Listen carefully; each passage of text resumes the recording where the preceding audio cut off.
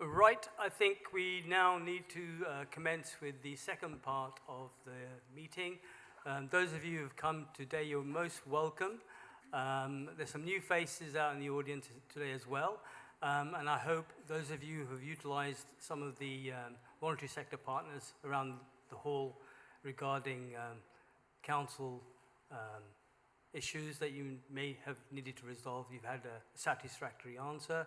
And those of you who have taken the opportunity to speak to any of the councillors present here from Cranford, Heston East, Heston West, and Heston Central regarding any issues that you might have had on a personal level. We're going to now commence the second part of the meeting where the area forum begins. And just before I do that, if any of you wish to have a copy of the agenda tonight, there are some copies available at the front on my left-hand side, if you want to grab a copy.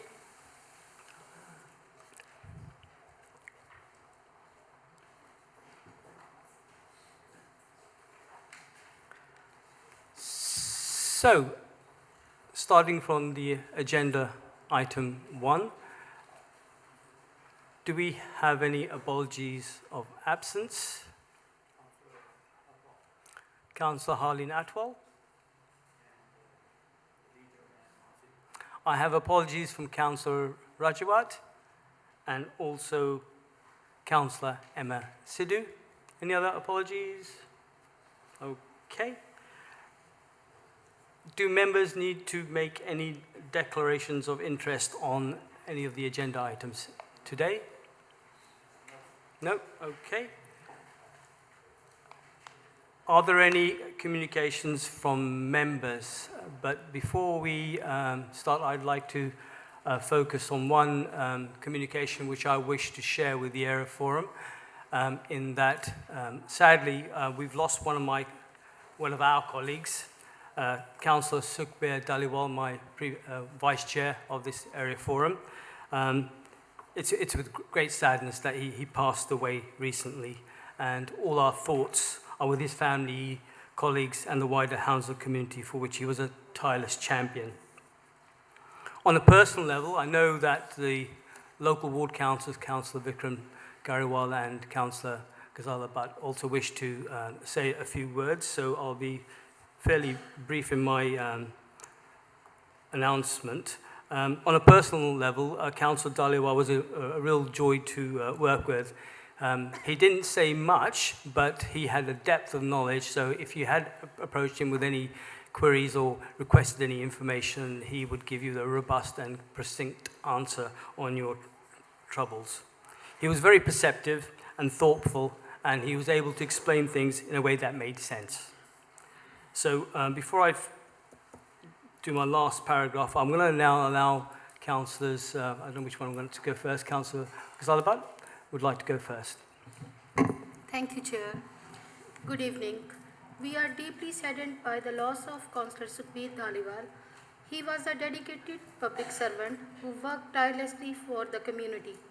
Councillor Dhaliwal was truly a man of Cranford. He knew its stories, its streets, and above all, its residents. His kindness, guidance, and commitment will always be remembered. He leaves behind a legacy of service and compassion. Councillor Sukhbir Dhaliwal will be missed, and his contributions will not be forgotten. Our thoughts are with his family and loved ones. Thank you.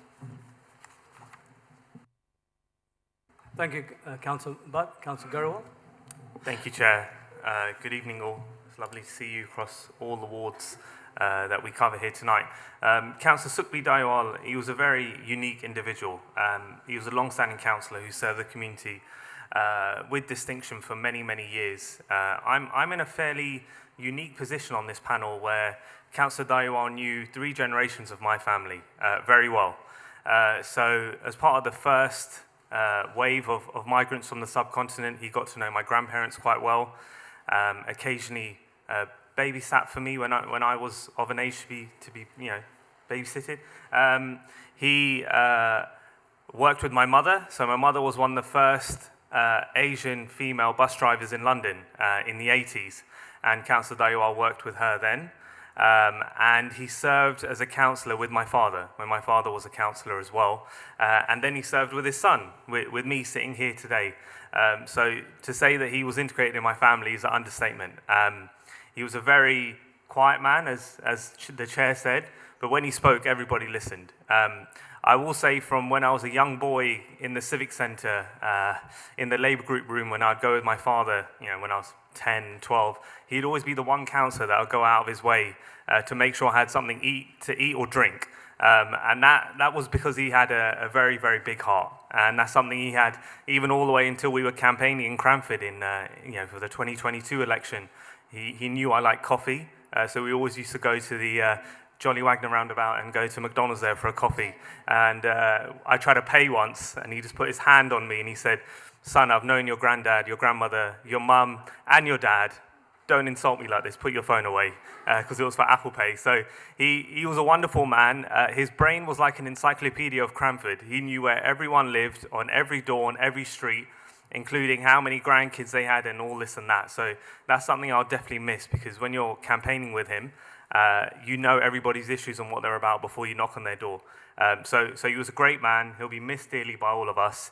And I'd just like to thank him for his long service to the London Borough of Hounslow, to the people of Cranford. My thoughts and prayers go with his family during this difficult time. He'll be missed by us all. Thank you, Chair. Thank you, Councillors Gariwal and Councillors Butt. So on behalf of the Heston Cranford Area Forum, I would like to extend our thoughts and condolences to the late Councillor Sukhbir Dhaliwal's family. We will now stand for 1 minute to remember former Councillor Sukhbir Dhaliwal.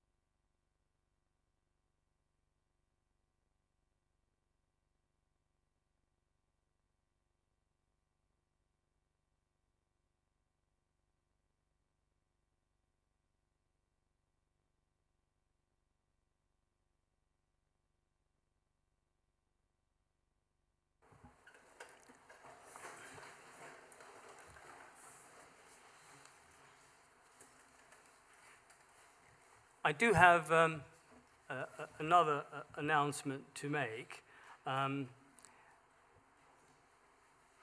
want to thank Taz from Heston in the Loop, who at the very last minute arranged for an ice cream van to turn up at our location.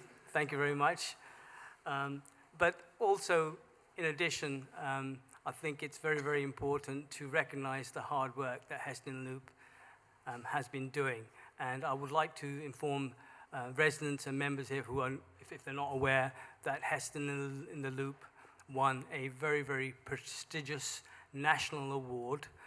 It's a long title, so I'll read it out. It's called Innovation in Delivering Sustainability and Social Value. That was the category in which they won this award, and it's a national award. So I want to just applaud the good work that Taz and his team are doing.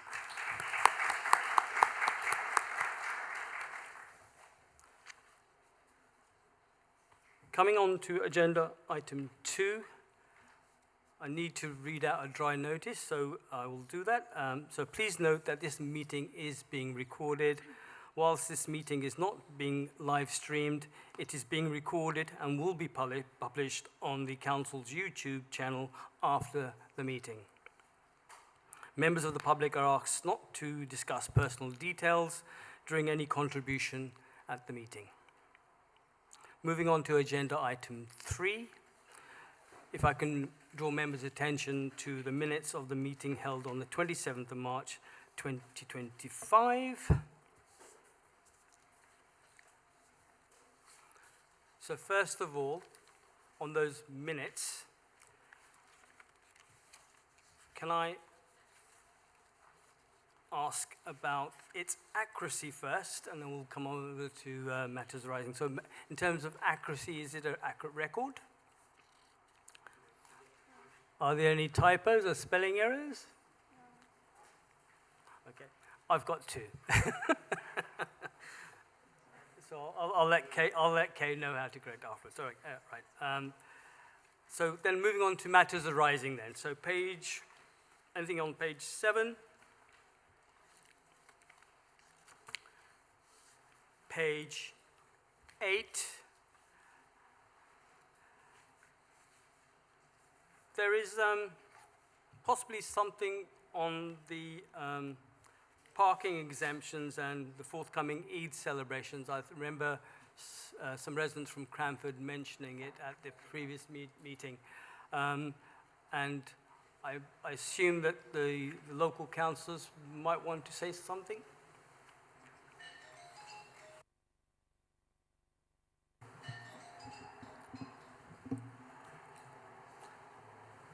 Thank you, Chair. Yes, this was an issue that was raised in the last area forum, and to just address it quite clearly, and thank you to our officer, Sabil Khan over here, who's also a resident of Heston, for his help with this. The recent Eid celebration obviously took place earlier this month. Parking enforcement suspension was provided on the day of Eid after initially being refused, and this is for Park Avenue Mosque, obviously, or Park Lane Mosque, sorry. The leader advised us to follow parking to occur on the morning during congregation prayer times, which is between 5 a.m. and 11 a.m. This was communicated the day before to the Mosque Management Committee. Worshippers were allowed to park on single yellow lines and some areas of double yellow lines as well. It's usual practice, especially if there's a funeral there. There was some enforcement needed for a small number of vehicles parked quite inconsiderably, and obviously our officers dealt with them very diligently. The prayers occurred in Avenue Park are arranged by a separate organisation to the Park Lane Mosque, as you know, and a separate application process with the Council's Event and Parks team to use this area for prayers on Eid mornings. That does not need public consultation to be approved. Parking management orders, which result in on-road restrictions, like double yellow lines, are always consulted on in local areas that are affected, and all road markings are in line with the approval orders after the consultation period ends. Going forward, and this is the most important part, the Council's parking services team is working on a policy to allow temporary parking enforcement suspension during all religious celebrations across the borough if requests are received through official channels of communications. There will be some dependencies and nuances with this. As always, parking enforcement will still occur if dangerous or antisocial behaviour parking occurs, such as parking on the footway, parking across a pedestrian crossing point, parking across a private property, crossroad access, parking on junctions, amongst other reasons. Yeah, I'm sure you can read between the lines. But sensible parking will be allowed subject to limited to specific dates and locations. Hope that's very clear, Chair. Happy to take any questions. But yeah, we've set a precedent going forward, and I appreciate the leader's intervention very late in the day to help the mosque with these Eid prayer parkings as well. Okay, thank you, Councillor Gariwal, and heads up for next year, basically. So let's see if we can mitigate some of these issues that we faced this year. Further on the agenda item, I've got another item which was flagged up, and it was regarding the British Airways building in Cranford. So unfortunately, Councillor Rajawat's not here today, but I have got a response from officers regarding this site, so I'll just quickly read it out for your consumption. So it's regarding Heathrow House and the planning proposals. So Heathrow House has been subject to a number of prior approvals applications since 2021, seeking to convert the offices into new homes. And as Councillor Rajawat has intimated, this type of application limits the control a local planning authority can exercise over such a submission.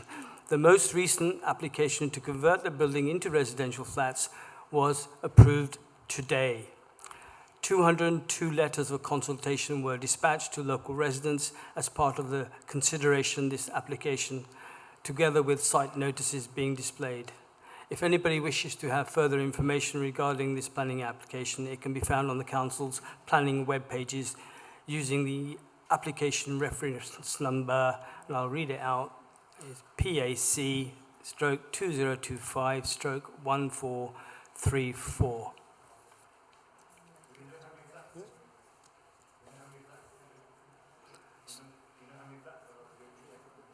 No, no further information at this stage. Okay. Right. Furthermore, so that's page 9. There's nothing. There are items on there which we'll pick up on the action tracker later on. So let's not talk about those. Page 10, all good. Page 11. All good. Page 12, I've got here a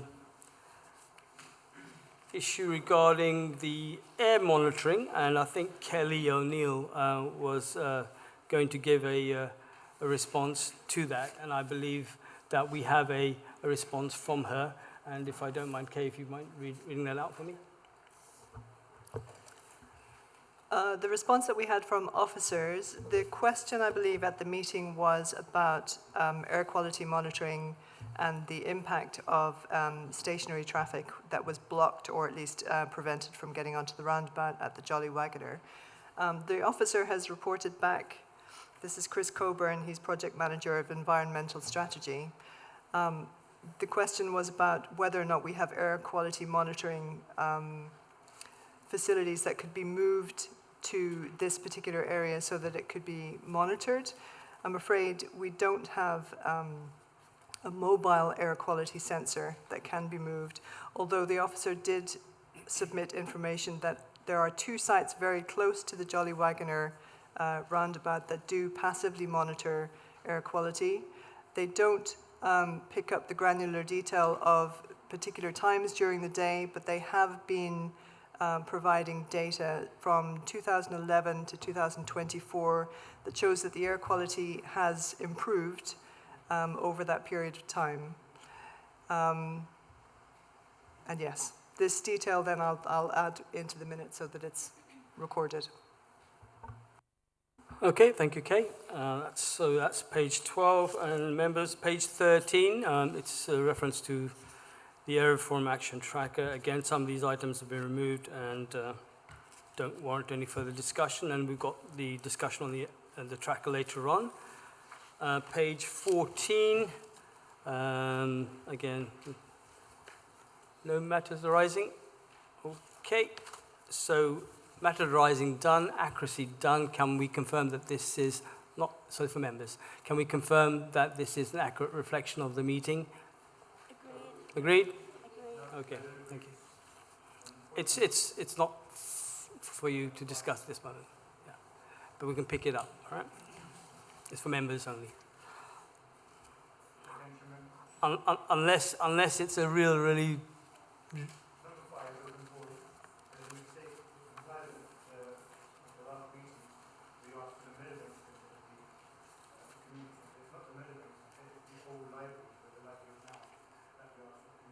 Okay, Cranford councillors, do you concur that there's a misrepresentation of the centre?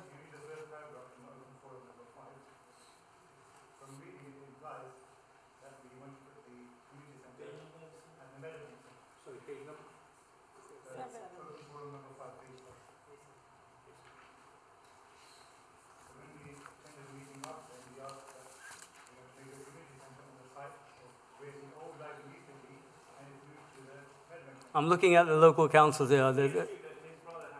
That's fine. So, yeah, if you can amend that accordingly. Thank you very much. Okay, for your observation. Okay.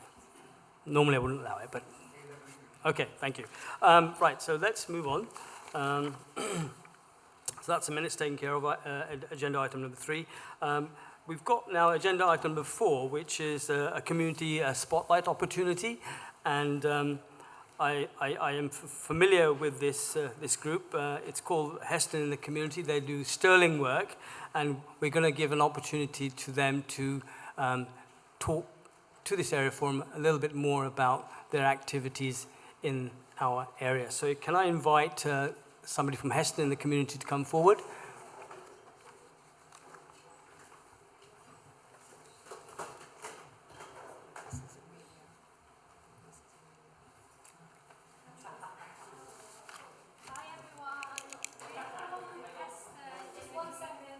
We're gonna get a mic over to you. Just.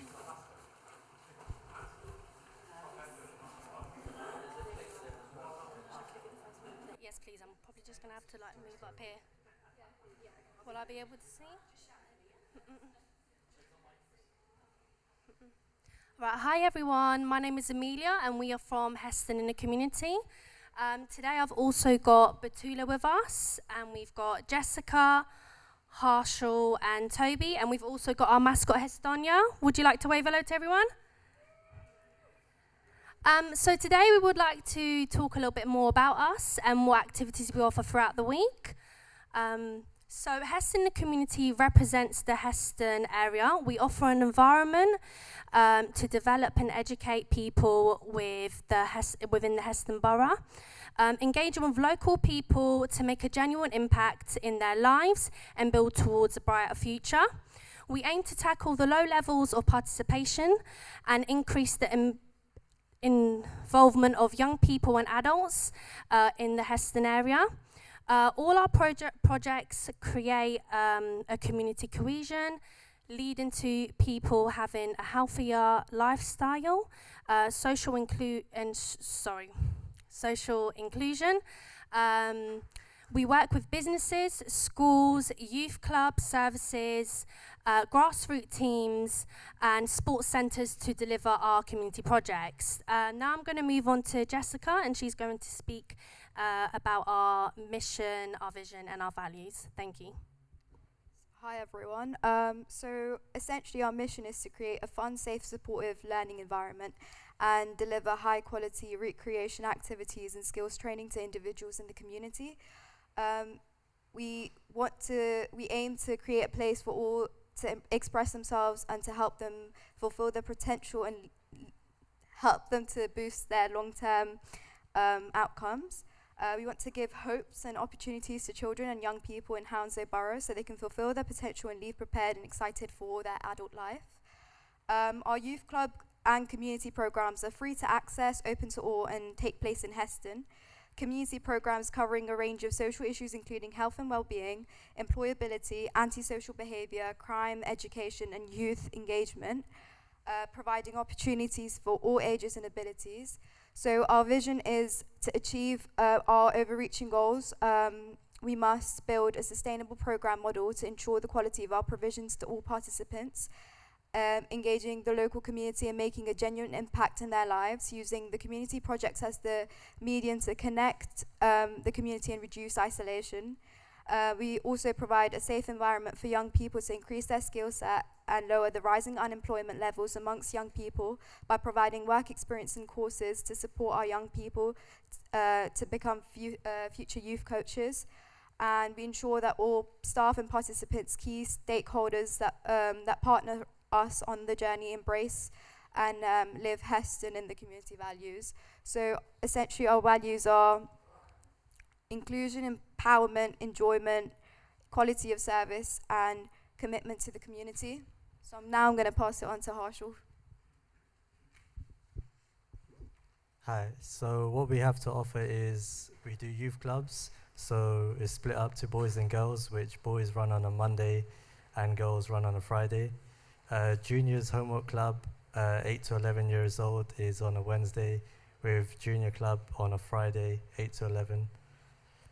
We also do youth football, so this is split into different age groups from 7 to 8 and 13 to 16-year-olds on a Wednesday, with 9 to 10 and 11 to 12 on a Thursday. We are starting up our own league, so that's going to be running on Saturdays, so as well as Thursdays we'll be there on Saturdays as well. We also have adults wellbeing football. This helps the asylum seekers, people that struggle to go out there. It gives them a place to play football, essentially. And we also run half camps, which we'll be delivering every summer. at the Heston Farm Estate.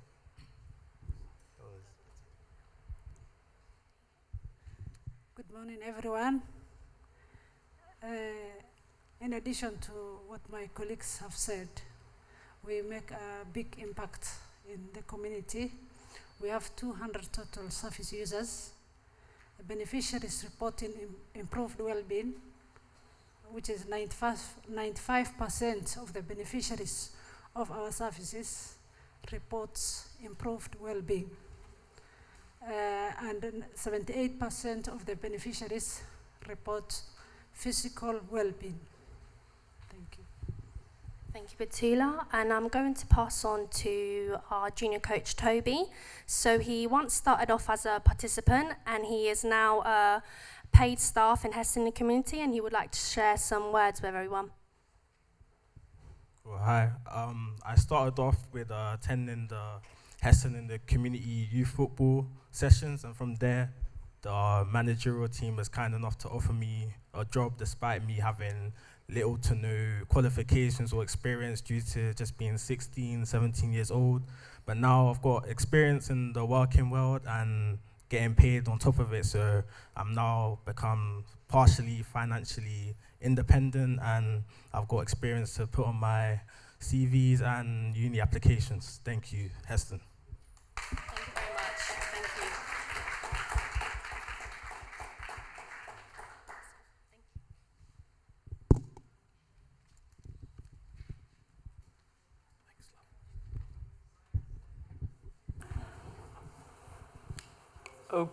Okay, Amelia's gone off with the mascot. I was going to give a big round of applause to the mascot to stand there. And I was going to give members an opportunity to ask some questions of the group, but I think the group's activities within our area is self-explanatory, and I think they're doing sterling work. But I have Councillor Gul who would like to say a few words. Go ahead. Thank you, Chair. First of all, I think it's a good initiative by the whole team. The objectives and all the services is very clearly mentioned. I'm just wondering, they're saying the all is open place, especially the adults classes. Are you going to be on the open place, or is it somewhere on the? I think is any Amelia's here. Amelia, are you able to take a few questions for us? Yeah, could I have the mic back to Amelia, please? Hi. Okay, 1 second. If you can rephrase the question again, Councillor. Okay, thank you, Chair, and again, whole team, thank you very much. You're taking this initiative to engaging the children's and the adults, and all the initiatives, special sports and well-being classes for the elders and all the range of age. You mentioned you are you're doing these classes in an open place on the Heston Park somewhere. So my question is, how about the elders? Are you taking the classes for the adults in the park as well, open space, or inside somewhere? No, so we are doing the youth league on a Saturday, so that will just be the football. What was your question, sorry? Yeah, that's the question. So where you are taking all the classes and all the sessions? Sorry, apologies. So most of our activities run at Heston Farm Estate, and then our youth football, that runs at Heston Pools, just at the 3G pitches. We have flyers here, so if anyone wants to know a little bit more, you can come up and they have all the information you need. Thank you. Okay? Thank you very much. Thank you. Councillor Mon? Thank you, Chair. It's a fantastic project. I've only come across it now, but it's, I would say, a great initiative where young people are taking ownership in delivering services for young people. The question I have, and I'm constructively supportive, right? I'm not trying to trip you over. It's just that in order to progress years from now, you're going to be asked for how are you measuring your success. So how are you measuring that success? So we have a bigger team. So I'm the youth club manager. So we have trustees and other members above us that kind of deal with that stuff. So they kind of measure everything. And yeah, I'm just mainly with the actually being there with the young people and working with them, delivering the activities and supporting the young people. Sorry, Chair, just wanted to expand on it. I'm just trying to elicit information out of you in that the way that you're measuring success is towards a particular template which the council then recognises, which means that if you should need future funding, you've got it nice and easy. And I was hoping that you would tell me that yes, the way that you're measuring success is in relation to what the council's templates are in measuring success, so that we're all singing from the same hymn book. Yeah, so we do evaluations and we also have registrations. Yeah, is that okay? Yeah. Okay, that's fine, Amelia. Yeah, I think fair questions from Councillor, but I think he will also be aware that within the council there will be teams obviously monitoring the activities and the efficiency and effectiveness of these very good initiatives that we have across our borough. So thank you, Amelia and your team, for the sterling work that you're doing. Thank you once again.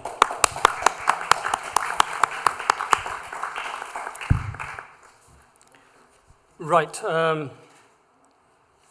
That was agenda item 4. We're going to move over to agenda item number 5, which is the open forum.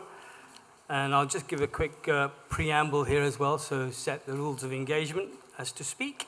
The open forum provides an opportunity for residents to share their ideas, debate local topics of importance, and voice their concerns to councillors and other key representatives from the council. Those participating in the open forum are asked to note the following. Questions will be allowed at the chair's discretion, and items submitted to the chair in advance of this meeting are welcomed. The chair will normally allow 1 question per item. Items on the main agenda should not be raised in the open forum.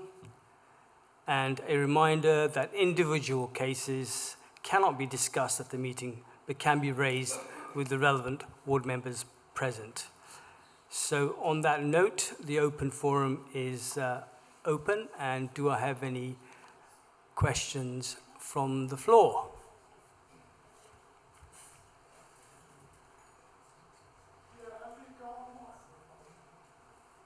We have a gentleman in the middle. Could he have a microphone?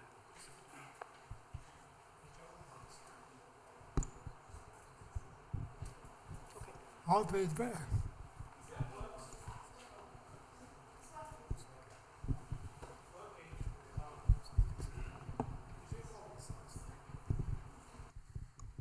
What I'm going to say tonight is not nice. So you better pin your ears back. I went to a house in do you know the Old Hague? You don't know Hounslow. I went there.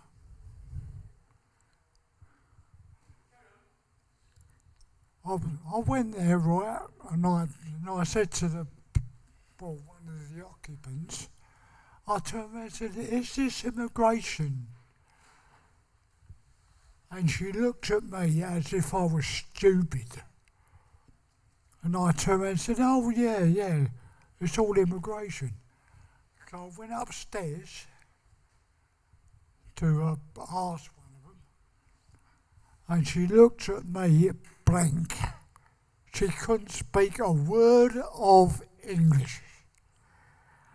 And with the paper I got to buy me bag, right,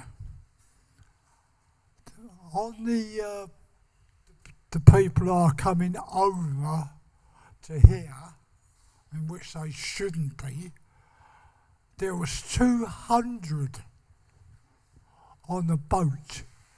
Now, who pays for that? Do we or does the government? Because I I hate that. Because if I can't have a house like them, they can, well, I was going to swear, but I won't. Every time a boatload of comes over, You weren't going to say anything very nice, so I think it's best if you maybe sit down. oh, right. Please let him finish. Let him finish. If you finish what you're saying, just round it off. And is there a particular question? And every time I go to that place, right, I always get, and as you said,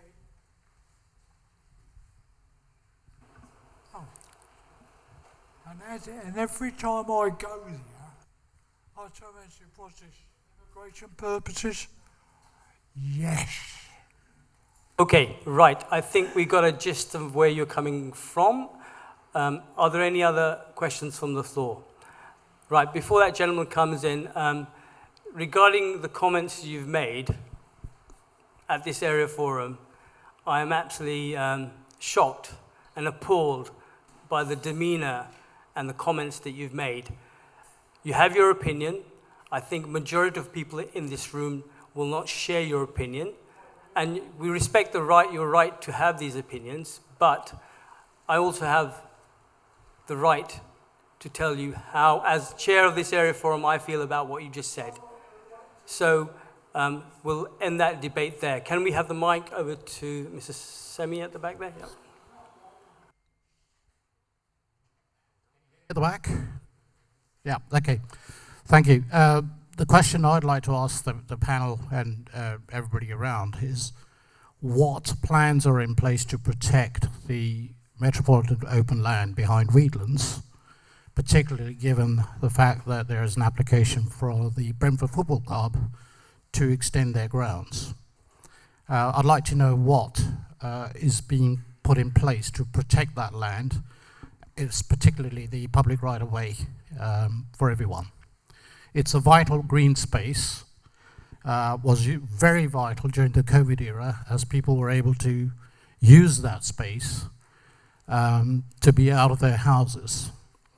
And I see on a daily basis people walking there, taking their dogs for a walk, enjoying the space.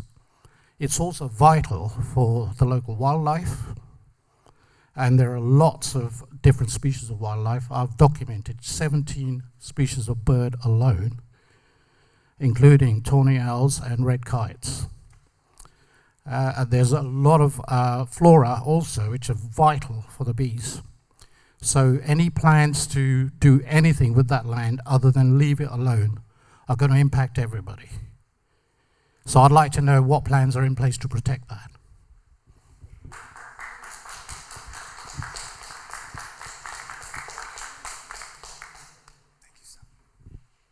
Thank you very much for that question. And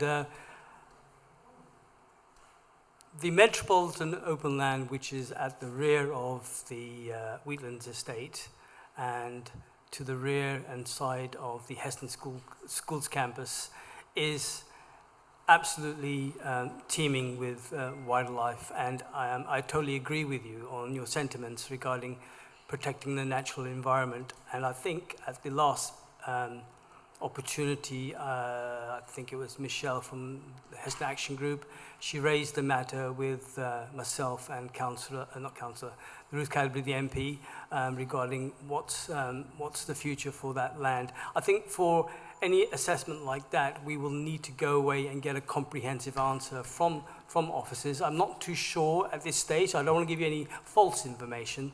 So you will, if you can, kind of leave that with me to take up. It is in my ward, so I will take it up.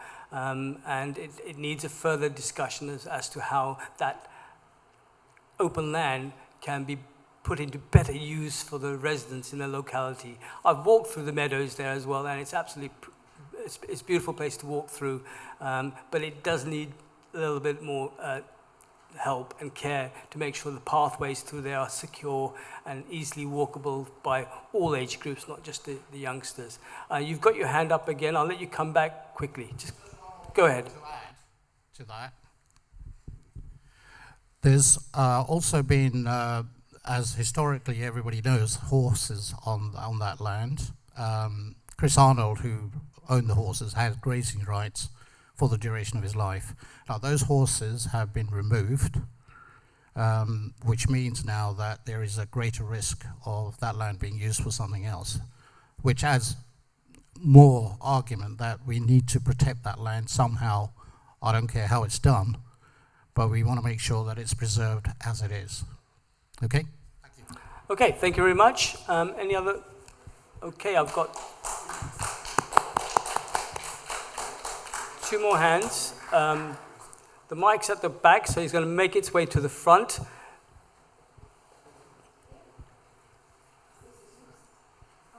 Hi, Mar from Heston Action Group. I wanted to make sure that this point made by the gentleman about the Metropolitan Open Land makes it to a point of the agenda rather than an open forum topic. Is there a possibility that we can discuss this matter in much depth than just a request for you to come back to the questions, making it agenda point?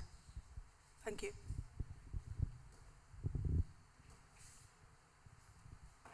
Yes.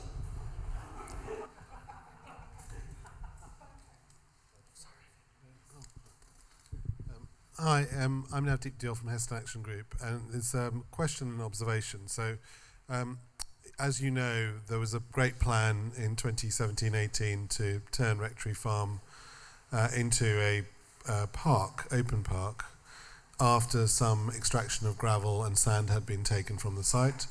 That proposal won awards, international awards, for its ingenuity and its contribution to the community. We understand that proposal got paused during the pandemic. It's come back to life, but it looks completely different now. It's come back to life as an open cast mine for a period of 12 years. I think most of us will be a lot older in 12 years. It has no clear proposals to turn it into an open park at the end. I mean, this is from the initial presentation the developers have given. I know you were all invited in some way or the other to that open evening. You weren't able to attend. It was at short notice. I think with Councillor Malik, you were able to attend. The plans are horrific, and it will lead to 190 HGVs on the road. It will lead to dust all over the environment, a reduction in air quality in a relatively deprived ward of Heston West, and it will lead to excessive noise for local residents. We understand the need for the area to be developed in some form or the other, but the green area, the grassland and the park area need to be protected for the same reasons as the speaker just gave about the Metropolitan Open Land. And that's something I would ask you all to support wholeheartedly. The associated point is I am just a bit surprised at how many things seem to arise in the planning system and are not really publicised, whether it's the Brentford development of the Metropolitan Open Land, or whether the mosque at the Texaco petrol station, or whether the Rectory Farm. We're finding out these things by accident, and we're a relatively well-engaged community group. So if we're finding out stuff by accident, posters are not going up. I can tell you from some of these examples that I've given you, letters are not going out to people, they're not being informed. At the first Rectory Farm meeting, the only 2 attendees were Taz and myself, and there was no one else there, despite the fact that they said they'd written to 450 people and all of you. So I just wanted to see whether planning could really understand that their information system needs to be improved so we can respond to these issues properly. Okay, thank you. This item is on the action tracker.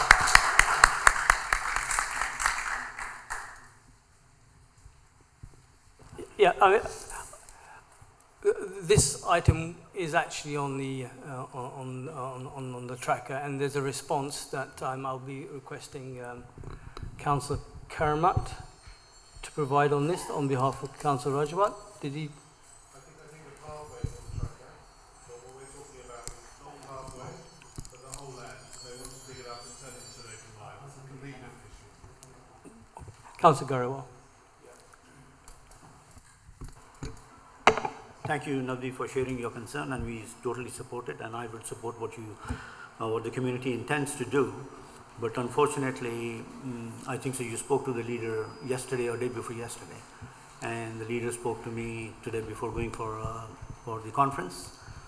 But as a matter of fact, there is no planning application as such to the council.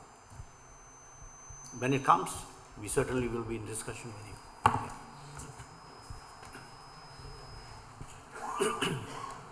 Okay, so my apologies. I think I got my wires crossed. It wasn't on the action tracker, but yeah, there was obviously a previous discussion, and once it actually comes to fruition, then the council will start doing its due diligence on that site. And at the end of the day, it is a private piece of land, and there will be a planning application made. And once it's made, then the clock starts ticking. But anybody who's had the opportunity to, yeah. Absolutely, everything will be taken into account. And anybody who's had the opportunity to engage with the landowners in any consultation events, do make your feelings clear, like you articulated just now. So hopefully some of it will get through, but the council will do its bit when the time comes on that. So 2 more hands. So we're going towards the back again. You got Mike there? Okay, towards the back and then in the middle. Thank you, Chair. Remarks regarding open land that's been given over to Brentford Football Club. Your remarks have been noted. I don't think there's anyone here from Osterley or Alderney Avenue, because you're here from Alderney Avenue? Okay, thanks. I've attended 1 or 2 meetings, Gurmail. And what you've said now, I'm led to believe, actually contradicts. Here you're praising the land and everything, the environment, etc. And there the whole council, I believe you abstained from voting for Brentford Football Club to go ahead and purchasing that open land there. Correct me, thanks. Question, please. What's your question, please? My question is, I see that there's a contradiction in what you're saying. On the one hand, you're praising this land, that you will do everything, etc., should an application ever be made. On the other hand, when Brentford Football Club made that application to purchase the ground on Jersey Road, against all the applications the residents that have made, and I've attended 1 or 2 of their meetings, and in a decisive vote, you abstained from that meeting. Okay, got the gist of that. Right, so... I'm only asking for no, a question. that's fine. No, absolutely. So you're saying basically there's a contradiction. So this is... Let me respond to him. Is there another question? Or? Well, I'm not taking questions from members, I'm taking questions from the floor. So hold your horses. Right, so coming back to that point, in terms of your local councillors and in terms of council policies, councillors have to weigh up the pros and cons of each and every issue that comes to fruition. Now, we're balancing the needs of the Brentford Football Club with the needs of the community in terms of the Metropolitan Open Land. So that's a process in itself. As a local councillor, yes, I don't recall, but if you say I've abstained, I'll take that on board. But I still stand by my words that I do still believe that Metropolitan Open Land should be put to better use by the residents of the surrounding areas, Heston East, Jersey, Springgrove, Alderney, etc. And maybe wider in terms of the Heston Farm Estate. The routes running from there to the Osterley Park are absolutely awesome. If you've ever had a chance to walk through that area, it's absolutely fantastic. Yes, we're going through a little bit of a hiccup at the moment. As the General previously said, the horses that used to be there are no longer there because the chap who was actually looking after that site and looking after the horses has moved on. So there's a few issues that need to be dealt with, but I need a proper, formal response, as the lady said earlier, at the next area forum, we'll get a proper response from the council as to where the future lies with that metropolitan open land. In terms of the football club, again, it went to planning. Decisions are made. You can vote for it, you can abstain from it, or you can not approve it. So it's gone through that process. It's been approved, and the Brentford Football Club Academy and the grounds there are flourishing. I regularly, Aksan and myself, along with the Jersey, Osterley and Spring Grove ward councillors, we attend the community group meetings at the football ground on a regular basis. Not so regular now because most of the issues have been resolved in consultation with the local residents. There will be teething problems, and we're all aware that there will be teething problems. But I think, generally speaking, they've tried to engage the best they can with the community, and I think we're on a fairly good footing going forward. There is a group, and there are avenues to address local residents' issues with that site and its operations. Okay, I need to move on to the next question because time. So we had, yep. In the centre. Yeah, thank you. I'm Philip Ross from the Heston Action Group as well.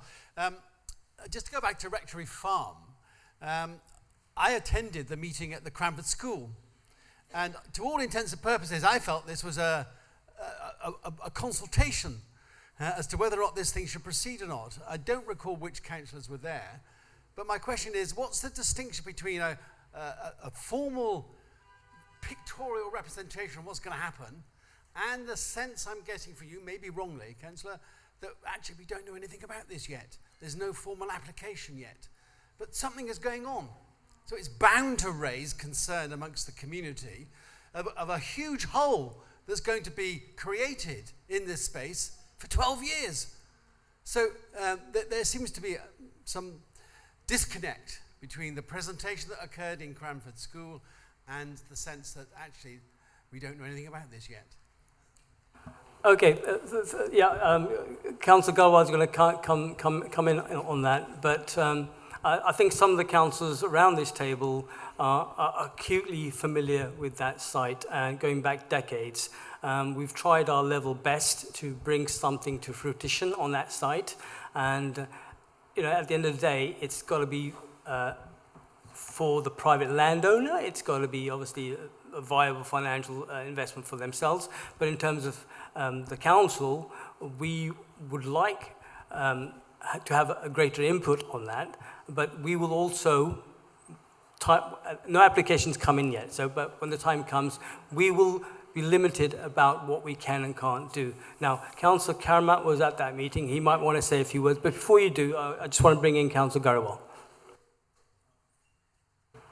Thank you for bringing this up again, but sir, I would like to bring to your notice that only Heston West councillors was sent an invite for this, I did not receive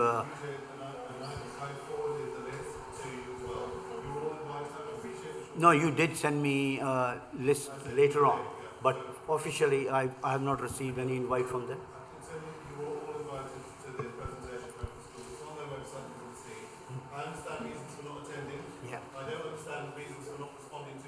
Right. So we send you emails to say precisely what Phil says, which is they've got a website. I think this is not appropriate. Yeah. It really isn't. It is. No. Sorry, I've got it. No. Because you don't have the mic. Nobody can hear a word you're saying. All right. So we're going to follow the way the meeting should go ahead. So I've asked Councillor Karamat to speak. I've asked Councillor Garwal to speak. I may give you an opportunity to come back. Okay. So just hold fire. Nobody by now. Councillor Karamat did attend, but I'm being very honest that I did not, neither my colleague did not receive. I think if you want to please. And as far as, sir, your question is concerned that why are they having a consultation or a presentation, anybody can have a presentation and consultation, but the decision will be taken when the application comes to the planning, and the planning committee will take the decision. Okay, I mean, quite clearly there's a degree of frustration on this issue, and rest assured, I'm sure the ward councillors and also councillors who who know a lot about that site are frustrated with every attempt that we've had to try to do something good with that site. But anyway, I need to allow Councillor Karamat to come in on this. Okay, thank you, Chair. I have attended the meeting. I know the invitation was sent to several councillors, also in the email, and I did forward my email to the local residents. I just wanted to make sure they all attend the meeting so they don't come back, they have no excuses, they wasn't aware of it. Pass that, my personal email to the Brisbane Community Centre, and they all was attending. I know Thad was there, a lot of people there. As far as the no planning application has been made yet, I can assure you from my side, if any application come while I'm a councillor, I will, whatever the local community say, Heston Group and local community, I will support them 100%. Mr. Chair.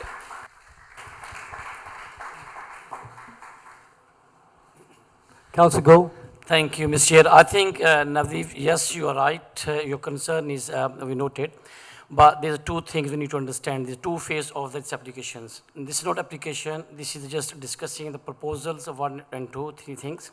At the same time, the council make a specific people of the team. They were talking about the people along with the local ward councillor. Neither me nor my fellow councillor no receive an email, and by the protocol, as I mentioned over the phone, yes, we are happy to attend the open meeting. The public is open, but the councillor just only make a specific team of the people. They just start in our discussion on the basics. Once they make a proper application by the discussion of all the stakeholders, then of course we will be on board and we work on you and we are supporting with you. That's it. Right, we need to move on. Thank you, Chair. I have 2 points which I'd like to add to the tracker for a follow-up. The first one concerns the lack of out-of-hours support at the weekends. I had reason to contact the Hounslow Council on a Sunday recently due to a tree being felled without the benefit of any approval within a conservation area. I was told that there was nobody to attend to investigate. I submitted an online report to planning enforcement with photographs, vehicle registrations about 10 days ago, and we have had no acknowledgement or no follow-up. So that first point is about the lack of out-of-hours provision. And I think it is of great concern. The second is relation to the anti-social behaviour around the licensed premises on Jersey Parade, which is just north of the A4. I had reason to pass there one Friday evening. All of the bins are overflowing on Friday evening. There is no weekend litter picking by any Hounslow Highways or anyone else. There is clear evidence of street drinking and people sitting out there until all hours of the night. Takeaways being bought and thrown out on the street, and it is a disgrace, and we need the licensing enforcement to come down heavily on those businesses to ensure that they are doing the right thing by the community. Thank you. Okay, your comments are duly noted, and if you would be so kind to share with me the emails that you forwarded to the council or the relevant departments with the reference numbers, I will take charge of this to make sure we get some kind of response on both issues. Okay, there was a hand at the back somewhere. Yep. Thank you, Chair. I have asked the question last area forum regarding the Eid prayer in Avenue Park. I think I'm running late, it might be been answered or not. Council actually allowed to the people to perform the Eid prayer in Avenue Park. And I requested last time in area forum, please respect the resident, and that should go through the resident consultation. And that's it. Okay, yeah, I recall you mentioning this at the previous area forum. Have you just arrived? Yeah. Okay, so this item's already been picked off by your ward councillors, and if you see them afterwards, they will highlight you as to what is... Okay, Councillor Garwal, Vikram Garwal wants to give you a response now. You're very generous, Chair. It's only because the person that asked the question is very close to me. I appreciate what you're saying. There was a historical application even before I was a councillor, I believe, in Cranford for the prayers in the park. I fully support a reconsultation of that decision for future prayers that go on in the park. And it should be, whether it goes ahead or not, be reflective of what the majority of residents nearby the park and in Cranford want. So I fully support it and happy to work with the relevant officers to make that happen. Okay, and last question in the middle is the lady in the middle. Last one, then we're going to move on. Hi, good evening. My name is Sylvia. Going back to Rectory Farm, I attended the meeting at Cranford College. It was more like selling, their property development, basically. It wasn't a consultation. I was expecting it to be more formal like this, where we could ask questions and all of us would know what the concerns were raised. It was very individual talks with individual people. According to Mr. Ford from Brett, he said he hand-delivered 400 letters to local residents, and I believe only the surrounding roads that he thought were concerned. But it doesn't just concern people who live in the surrounding area. The traffic that it will increase will also affect people indirectly, people who use the area for work, study, or for living, or use those roads for, traveling purposes. So my question is, when was that, how did they inform people? That's just one way of informing people. I was not informed about it. And many people who attended on that day did not know about this, proposal. And also they didn't know there was any consultation. So it doesn't just affect local residents living in the, adjacent roads. It affects many people, schools, children who will attend school for 12 years, it will affect them. It will add to their journeys. People who work, it will add to maybe 2 hours extra or, both ways to their journey. It will affect many more people, not just 400 residents. Okay.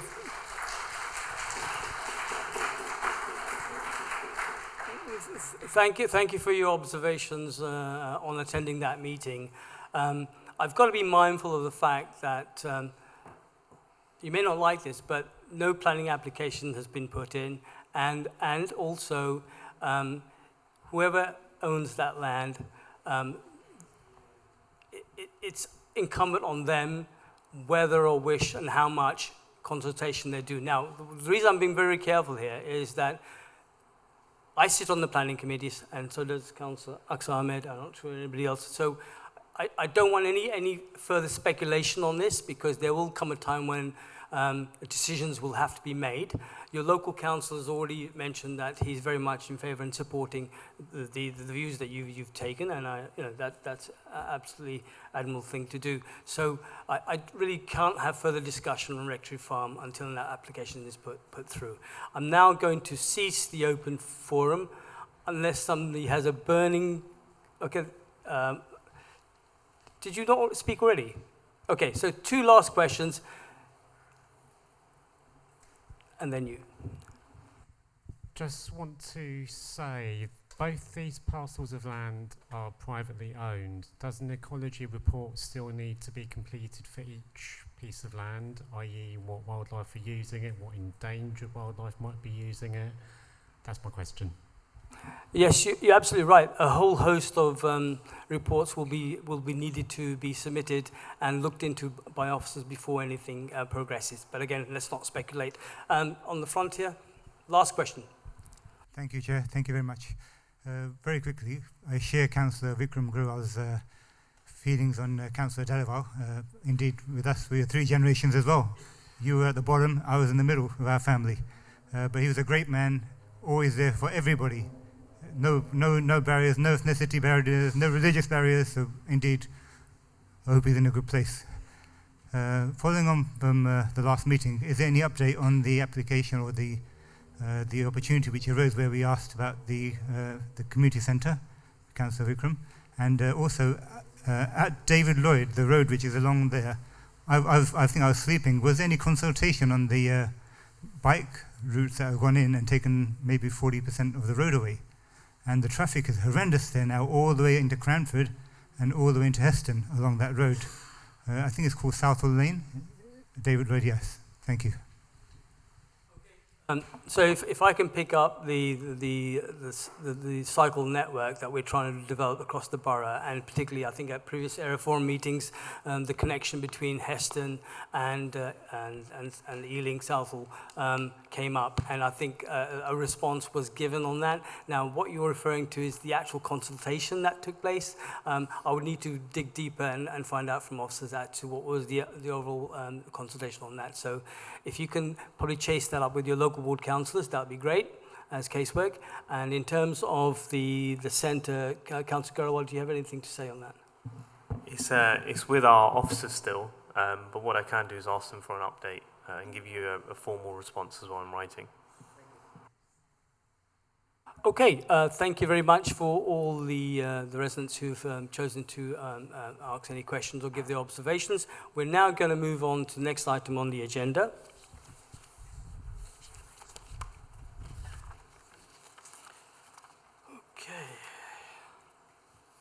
So agenda item number 6, which relates to the Area Forum Action Plan. So again, a dry note before we kick off, pages 15 to 23 on the agenda. Whilst every effort is made to provide regular updates on the action plan items, it may not always be the case that an update is available in the Area Forum meeting.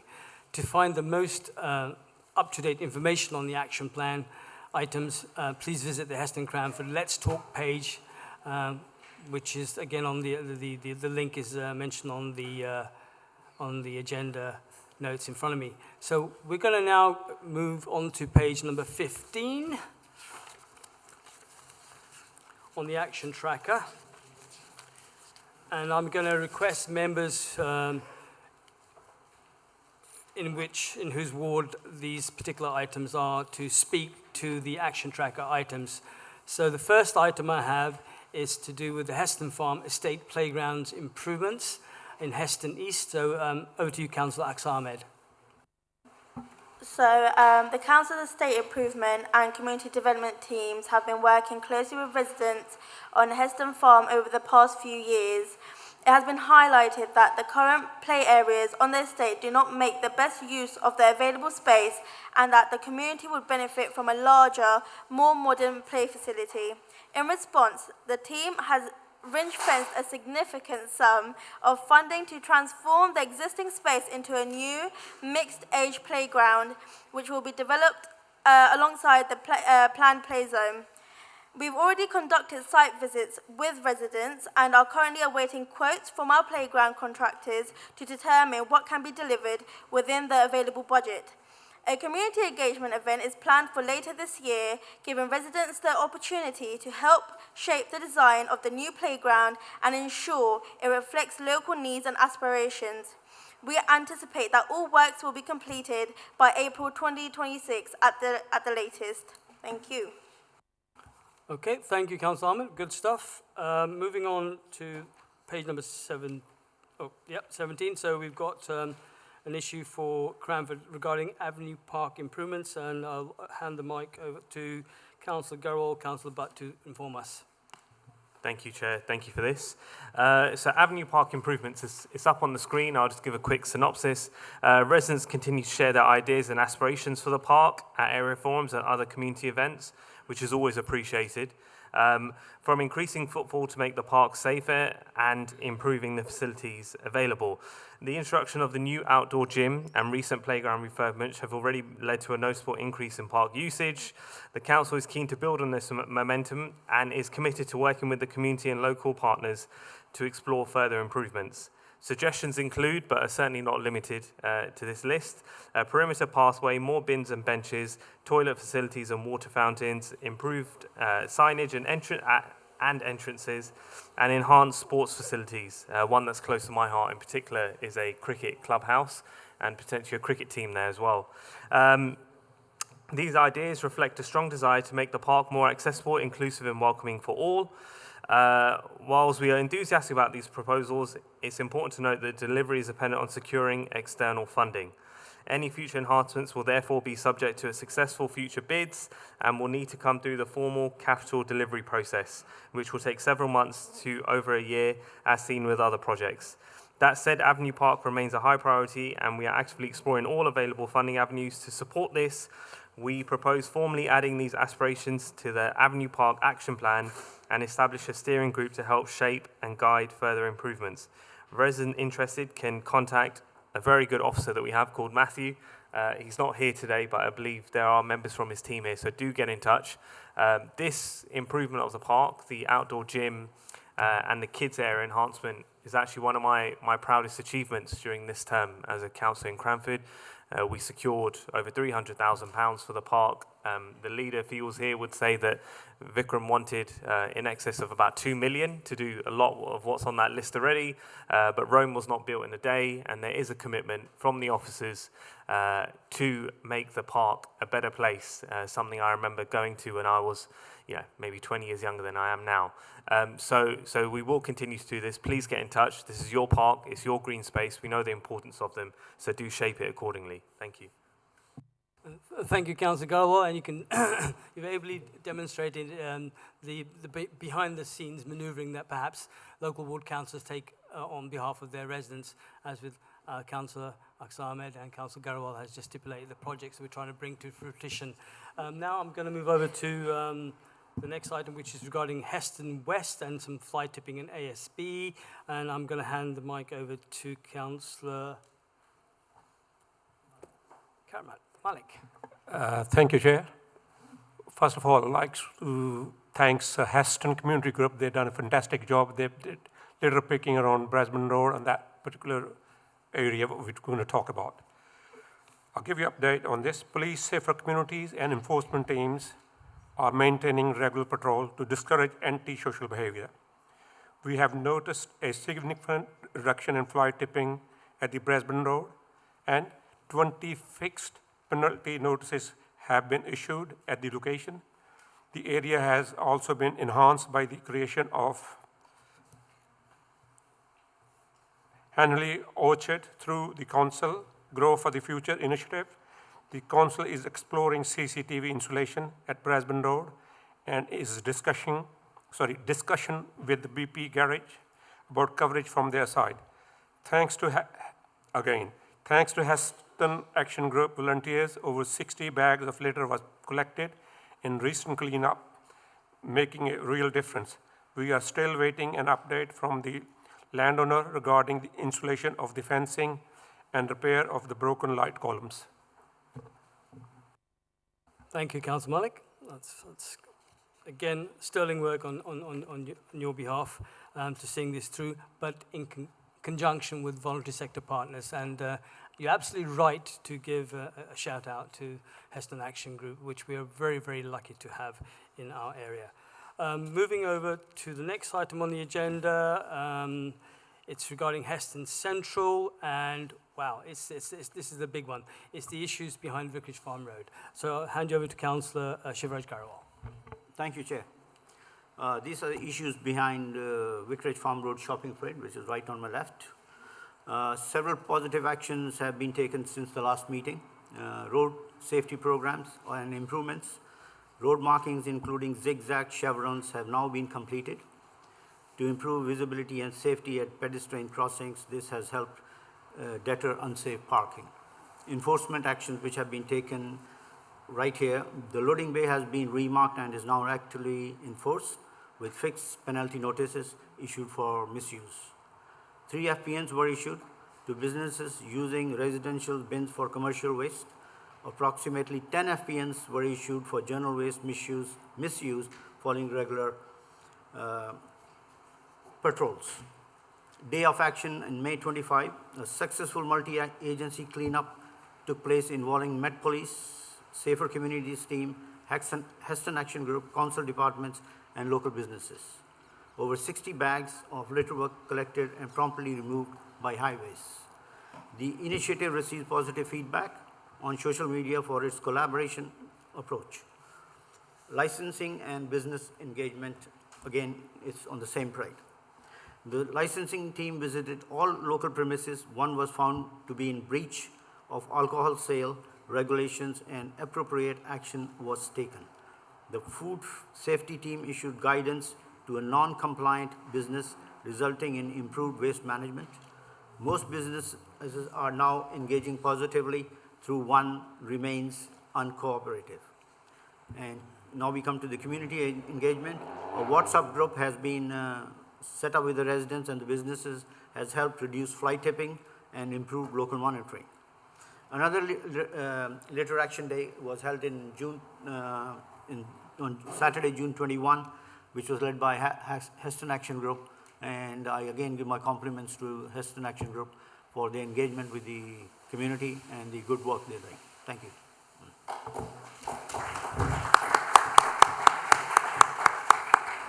Yeah, I think, again, this was a bugbear for some time, and I'm really, really happy to see that you've taken the bull by the horns, Councillor Garewal, and tackle the problem. And hopefully we can keep on top of the situation and stop it from reverting back to the state it was in previously. But I do also want to give a shout out to some of our officers. So we've got the Safer Communities. I think we've got two members at the back. We've got Tara and we've got Zahir there. So big shout out. Can you stand up, please? Big shout out to them.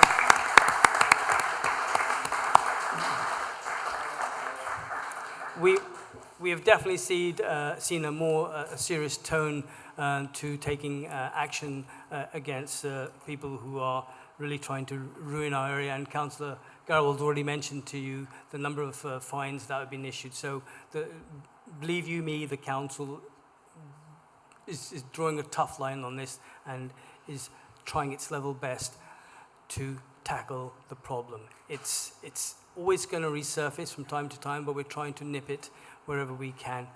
I'll take a quick question from the left there. Mike. Mike, please.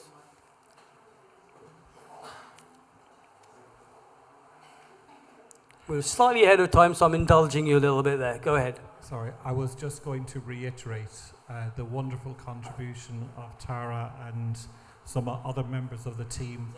It's been the first time in 6 or so years that we have been talking about this, that we have had the multi-departmental approach that we have been asking for, and I would encourage everybody to keep going. If it is possible to add Heston Action Group into the WhatsApp group for businesses, that would be appreciated as well. But I'd just like to say thank you to Tara and everybody else. It's been fantastic.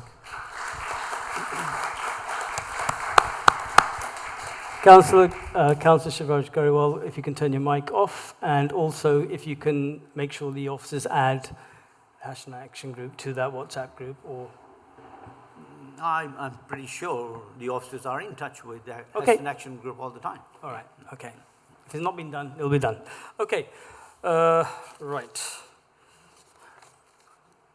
You did share some pictures. Okay, it was immense amount of work that took place there. Okay, next one is Cranford, and something to do with road safety and environmental improvements on Church Road. So, Councillor Butt, over to you. Thank you, Chair. Road safety and environmental improvements on Church Road. Since the last area forum, a site visit was carried out with the council street cleansing and ground maintenance teams to assess conditions and identify areas for improvement. Key update included footway clearance. Overground vegetation has been cut back and footways are now accessible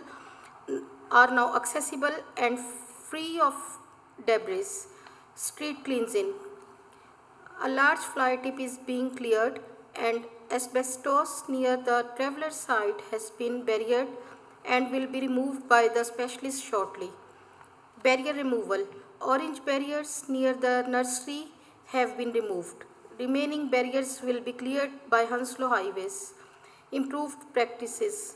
Fly tipping clearance crews will now sweep the area after removing waste, following a new toolbox talk. Further clearance. Small fly tips and litter within vegetations, including near the nursery and pellet company, will be cleared where accessible in the coming weeks. Ongoing maintenance. Grounds maintenance teams will now attend monthly to manage regrowth along the footways. Lighting improvements. 2 new lighting columns have been installed and are fully operational. Road condition.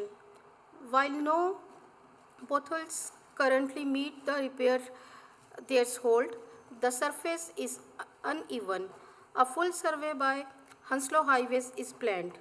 Red route consultation. The council's parking management team is proposing red route restrictions along Church Road to improve traffic flow and safety. These proposals are currently undergoing a 21-day statutory consultation during which residents and stakeholders can submit representations, objections, or messages of support. Notices have been placed on street and full details are available online. You can view the consultation documents, including the specific proposal for Church Road on page 4 and a plan of the proposal changes on page 80 via the following link. If no objections are received, preparations for implementation will begin following the consultation period. Thank you. Okay, thank you, Councillor Butt. Great work, and since the last meeting, you've moved a long way forward on this. So keep ahead of it and finished off the task. And yeah, I'm sure you will. Right. So fantastic for that. That was the last item on the tracker, and I'm going to now move over to the last item on the agenda, which is item number 7. I haven't been informed of any other business or matters which are urgent. Oh, you do? Okay, all right. So, 1 second. Any other business? Councillor Gariwal. Thank you, Chair. Navdeep has been asking me, and Heston Action Group have been asking me for a long time for the issues which we are having regarding flats above the shops. I would like to inform you guys that a survey was carried out by Hounslow Council, and we identified 2,309 flats above shops which lack access to food and dry recycling. We are introducing dry mix recycling sacks strategy very soon, and food collection in communal bins, and a new twin pack fleet for recycling is being procured, and the funding is coming from DEFRA. A pilot scheme are being run in Islington and Hackney for food waste model, which we may adopt here. And the timetable for implementation is autumn 25, and in March 26 it will be mandatory, which is being done by the central government. But at the same time, I would request you, I send you an email to come for a meeting with us. Please give us a date so we can sit down and have a chat over it. Thank you. Well done. Yeah, that's a very, very good any other business announcement. I think it's been a bugbear for some time to deal with flats above shops, and I'm really, really happy that you've grasped this and you're moving ahead with it, and hopefully we're going to see a lot more improvements coming forward. Now, Councillor Malik, you did say you wanted to ask a question of councillors. That's not what this bit is about. So if you have any other business which you want to let members know about, residents know about, I'll help you take that.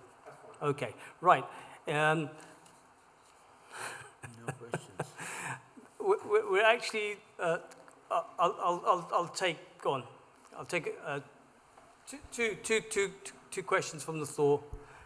Thank Three you. questions from the floor, and then we'll call it quits. I'm only asking, so I was waiting to see if they were coming up already, and the action plan didn't have it included. So here's my question. Heston Farm Estate, when's the work going to start on Heston Farm Estate for all the balconies? Because I understand that's now been delayed nearly 18 months. That was my first question. The second one I was going to ask was, from what I hear generally, there's a communication or lack of communication between the community and the council. And I know I have made a proposal with yourself about wider sharing of community information.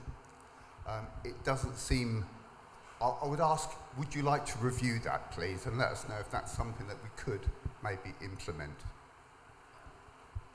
Okay, so on the first item, Heston Farm Estate, the scheduled works that to take place. I understand there was a meeting yesterday on the estate, Tuesday or what is it? Yeah, Tuesday or Wednesday there was a meeting on the estate discussing that particular issue. Unfortunately, I had a prior meeting engagement, so I couldn't go to it myself to find out what was the update. But I'm happy to share that information with you once I have an update for myself as to what's going on. Did you manage to attend that meeting? Okay, all right. Yeah, so I think I will need to get back to you as to what happened at that meeting.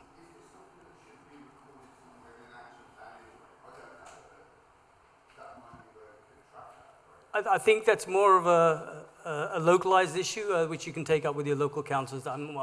Councillor Axel and myself are more than happy to take that up on your behalf.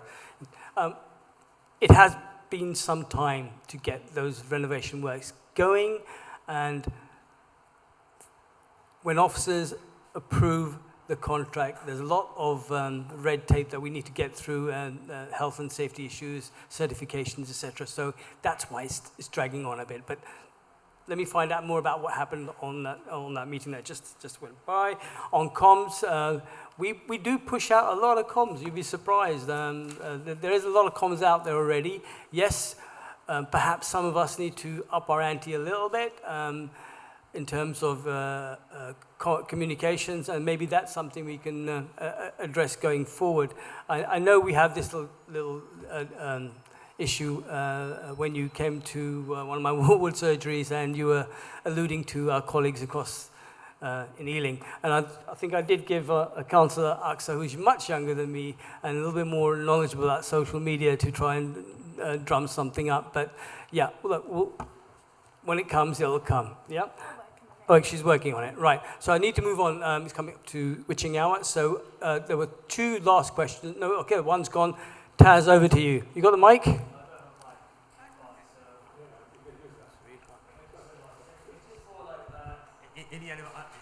It's any other business, right? Yeah. So just a quick one, really, in regards to, again, Rectory Farm, and I know that you closed the matter for now, but this is more for the communities out here today. So moving forward from the exhibition a few weeks ago, what we're going to do is we've spoken to a few community groups and residents, and we're putting together a Friends of Rectory Farm coalition.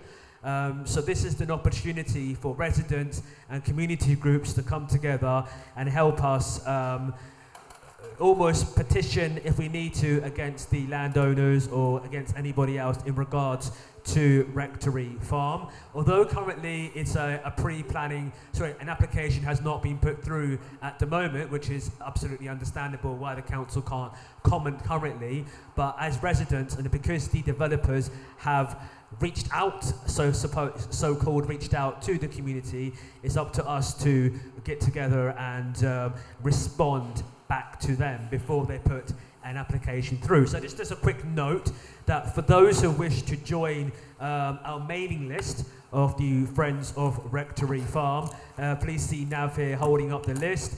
It's great to get as many of you involved, and what we will do is we'll send out an email or a message and to set our first get-together meeting. But that's all I wanted to raise, and that's okay, Councillor. Thank you so much. Okay, that's fine. There are no more hands up in the audience. I just want to flag up something which is vitally important. The officers try their level best to meet residents' expectations about the manner and the way in which we conduct our area forums. We're trying to be as transparent as possible. We're trying to be as accountable as possible. But your feedback is vital to this. So can you please fill in the forms that are being held up and give us your feedback on the area forum so we can get better. On that, I think that was the last item on the agenda. Next item, Councillor Gariwal. Chair, in terms of feedback, I can give some very direct feedback to you right now, if that's okay. And that's by giving you a vote of thanks for chairing this meeting, being very generous with your time, taking extra questions from the audience, and even allowing me to contribute once or twice more than I should have, for example, right now. So just a vote of thanks to you.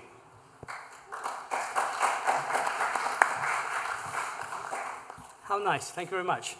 You're most welcome. Right.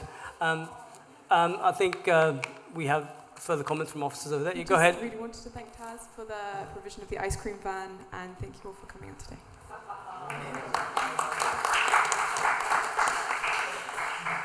Right, agenda item 8, date of the next scheduled meeting is Tuesday the 7th of October. See you then. Bye for now. Thank you very much.